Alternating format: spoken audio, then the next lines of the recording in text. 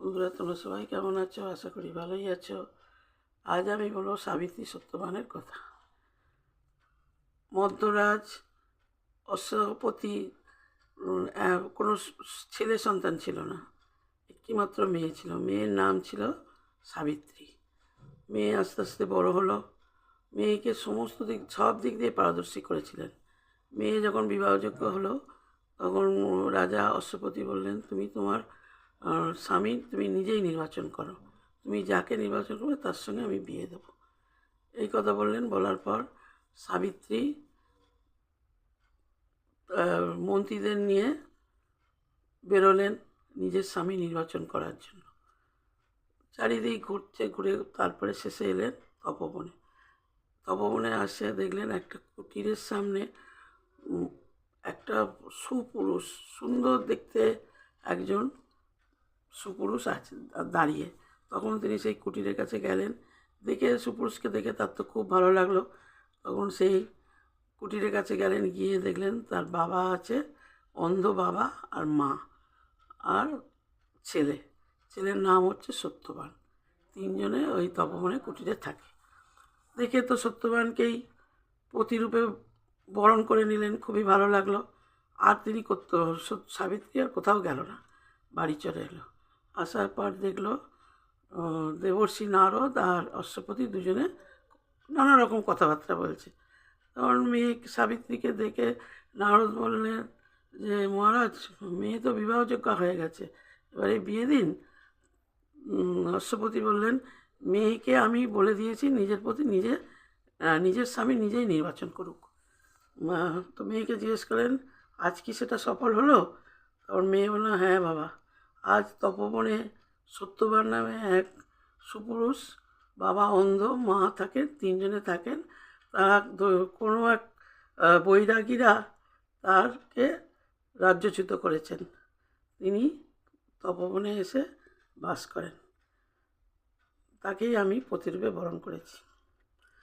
তখন নারদ শুনে বললেন যে, মহারাজ, আপনার মেয়ে বুদ্ধিমতী, কিন্তু একটি ভুল কাজ করেছেন সত্যবানকে স্বামীরূপে বরণ করে। তখন বললেন যে, রাজা অশ্বপতি বললেন, কেন, কী ব্যাপার, ওর কি কোনো খারাপ দোষ আছে? বললো, না, সত্যবান হচ্ছে মহাপুরুষ, সৎ। উনি ইন্দ্রের ন্যায় বলবান, সূর্যের ন্যায় তেজস্বী। ওনার ক্ষমতা বসুমতির মতো ধীর, কিন্তু ওনার একটাই দোষ আছে, উনি অল্প আয়ু। সত্যবানের আয়ু খুব অল্প। রাজা শুনে বললেন, সাবিত্রী, তুমি তাহলে অন্য পতির বরণ করো। সাবিত্রী বললেন, না, এটা হয় না পিতা, এটা হয় না। যাকে আমি একবার স্বামীরূপে বরণ করেছি, আর আমি দ্বিতীয়বার কাউকে করতে পারবো না। এর সঙ্গেই আমার বিয়ে দাও। তো অশ্বপতি কী আর করবেন, কিচ্ছু করার নেই। তখন রাজা যে সত্যবানের বাবা, তার নাম ছিল দুম্মৎ সেন। তিনি ছিলেন শল্যরাজের অধীশ্বর। তখন সেই দুম্মৎ সেনের কাছে তপবনে গেলেন। তপবনে গিয়ে বললেন যে, আমার মেয়ে আপনার সত্যবানকে প্রতিরূপে বরণ করেছে। বলে, রাজামশাই, আপনি কি বললেন? আপনার মেয়ে, আপনার অত সম্পত্তি, আমি তো তপবনে থাকি, কীভাবে আপনার মেয়ে থাকবে? বলে, না, আমার মেয়ে এখানেই থাকবে। তখন ঠিক আছে বলে তিনি আয়োজন করলেন, করে মেয়ের বিয়ে দিলেন। মেয়ের বিয়ের পর মনে মনে ওই একটাই চিন্তা হচ্ছে যে, দেবর্ষি নারদ তো বলেছিলেন অল্প আয়ু, তাহলে তো সময় হয়ে আসছে। এই বলে ভাবতে ভাবতে থাকে জঙ্গলে। ঠিক আর 4 দিন বাকি আছে। 3 দিন আগে থেকে তিনি ব্রত পালন করলেন। ব্রত পালন করার পর 4 দিনের দিন শ্বশুরের থেকে অনুমতি নিয়ে স্বামীর সঙ্গে জঙ্গলে গেলেন কাঠ কাটতে। যাওয়ার পর স্বামী গাছে উঠে কাঠ কাটতে কাটতে হঠাৎ নিচে নেমে এসে বললেন, আমার মাথার বেদনা হচ্ছে, আমার একটু ঘুমের দরকার। তখন স্বামী মাথাটা কোলে নিয়ে মাটিতে বসে পড়লেন। বসে আছেন, কিছুক্ষণ পরে দেখলেন একটা রক্ত লাল রক্তের রঙের লাল একটা বসন করা একজন কুৎসিত লোক সামনে এসে দাঁড়ালেন। বললেন, তখন সাবিত্রী জিজ্ঞেস করে, কে আপনি? তখন বললেন, আমি যম, আমি তোমার স্বামীর আত্মা আমাকে নিয়ে যেতে হবে। বলে না, কিছুতেই আমি দেব না। তখন জোর করে সত্যবানের শরীর থেকে একটা আঙুলের মতো পুরুষকে আকর্ষণ করে নিলেন যমরাজ, নিয়ে দক্ষিণ দিকে যেতে চললেন। তখন সাবিত্রী পেছন পেছন গেলেন, আমিও যাবো। বলে তুমি কেন আসছো? বলছে, আমার স্বামী যেদিকে যাবে আমি সেদিকেই থাকবো। তখন যেতে যেতে অনেক দূর যাওয়ার পর যম বললো, না তুমি এবার ফিরে যাও। বলছে, না আমি যাবো না, তুমি কি বর চাও বলো, তুমি ফিরে যাও।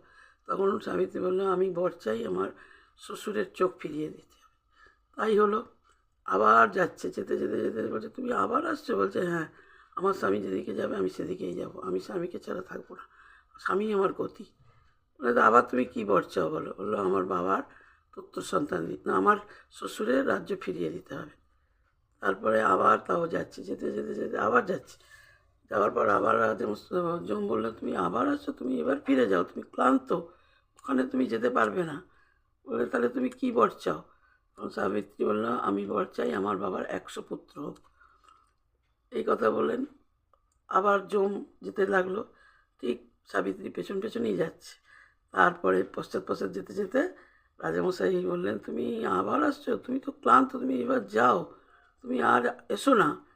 তখন বললো, তুমি আবার কি বর চাও বলো, তোমাকে আমি তাই বর দেবো, কিন্তু তুমি সত্যবানের জীবন ছাড়া। তখন বললেন, ঠিক আছে। বলে তখন বললেন যে, আমি সত্যবানের থেকে 100 পুত্র চাই। যমরাজ কিছু ভাবনা চিন্তা না করেই তথাস্তু বলে দিলেন। তারপরেও যমরাজ যাচ্ছে, যেতে যেতে তখন আবার সাবিত্রী পেছন পেছন চলেইছে। যমরাজ বললে, এবার তুমি যাও, তুমি তো সমস্ত বর নিলে, 4টে বর নিলে। বলে, না আমি তো যাব না, আমার স্বামীর ছাড়া আমার কোনো গতি নেই, আমার স্বামী যেদিকে যাবে আমি সেদিকেই যাব। কিন্তু আপনি তো আমাকে বললেন আমার স্বামীকে ফিরিয়ে দিন, আপনি তো আমার স্বামী থেকে আমি 100 পুত্রের জননী হতে চাই, আপনি তো আমাকে তথাস্তু বললেন, এরপরেও আমার স্বামীকে নিয়ে যাচ্ছেন, আমার স্বামীকে আমার কাছে ফিরিয়ে দেন। যমরাজ এই কথায় সন্তুষ্ট হয়ে তার স্বামীকে সত্যবতীর হাতে ফিরিয়ে দিয়েছিল। সত্যবতী স্বামী, শ্বশুর, শাশুড়ি সবাইকে নিয়ে নিজের রাজ্যে ফিরে এলো, আবার সুখে শান্তিতে ঘর সংসার করতে শুরু করলো। জয় জগন্নাথ।